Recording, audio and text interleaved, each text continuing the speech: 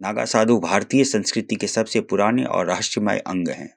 उनकी शुरुआत एक संत और योद्धा के रूप में हुई, लेकिन आज वे पूरी तरह से योग, ध्यान और तपस्या के प्रतीक बन चुके हैं। उनकी नम्रता और तपस्या यह संदेश देती है कि असली मोक्ष केवल सांसारिक बंधनों को त्याग कर ही प्राप्त किया जा सकता है। नागा साधुओं के बारे में कहा जाता है कि उनके पास रहस्यमय और गुप्त शक्तियां होती हैं, लेकिन इस परंपरा के पीछे गहरी साधना और तपस्या का हाथ होता है।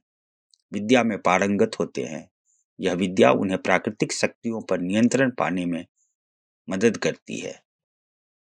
कहा जाता है कि कुछ नागा साधु अपने तप से प्राकृतिक आपदाओं को रोकने या आवाहन करने की क्षमता रखते हैं।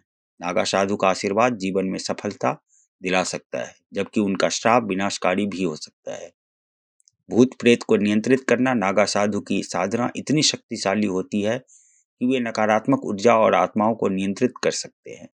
हालांकि यह कोई गुप्त शक्ति नहीं है, लेकिन नागा साधुओं की शारीरिक सहन शक्ति अद्भुत होती है। वे बिना भोजन और वस्त्र के अत्यंत कठिन परिस्थितियों में भी जीवित रहते हैं। उनका शरीर भस्म और धूल से ढका होता है, जो उन्हें कठोर जलवायु से बचाता है। कई विशेषज्ञों का मानना है कि नागा साधुओं की ये गुप्त शक्तियां वास्तव में मानसिक नियंत्रण और आत्म अनुशासन का परिणाम है।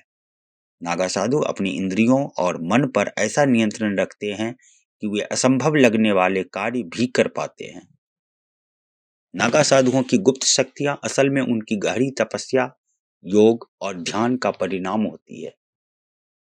यह शक्तियां किसी चमत्कार से कम नहीं लगती, लेकिन इसके पीछे उनका कठोर परिश्रम और आध्यात्मिक साधना है। इसलिए नागा साधु केवल साधु नहीं, बल्कि अध्यात्म और आत्मज्ञान के अद्भुत प्रतीक हैं। उनकी तपस्या और साधना हमें जीवन का गुण रहस्य सिखाती है।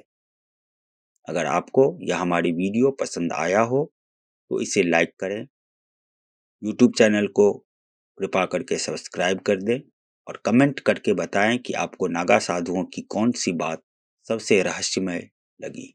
धन्यवाद।